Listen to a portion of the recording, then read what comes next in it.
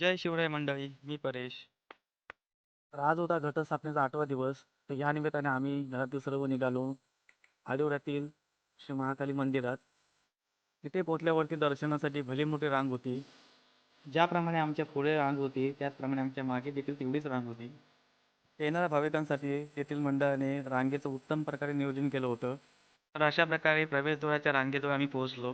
त्यातून मंदिराच्या गाभाऱ्यापर्यंत फक्त थोडंच अंतर राहिलं होतं. मंदिरातल्या गाभाऱ्यात शूटिंग करण्याचा प्लॅन तर झाला होता, पण तेथे कॅमेरा किंवा व्हिडिओ शूटिंग करायला परमिशन नव्हती, त्यामुळे तो प्लॅन राहिला. पण मंदिराची सजावट तर उत्तम प्रकारे केली होती. मंदिराचा संपूर्ण परिसर लाईट तसेच फुलांनी उत्तम प्रकारे सजवलं होतं. अगदा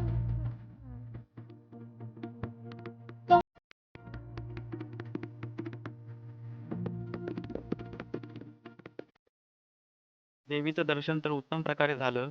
तसंच आम्ही घरी यायला निघालो. घरी येताना मध्येच आपल्या लाडक्या लाल परीची सोबत आम्हाला मिळाली. लाल परी दिसली की आपल्याला नक्कीच त्या प्रवासाचे दिवस आठवतात.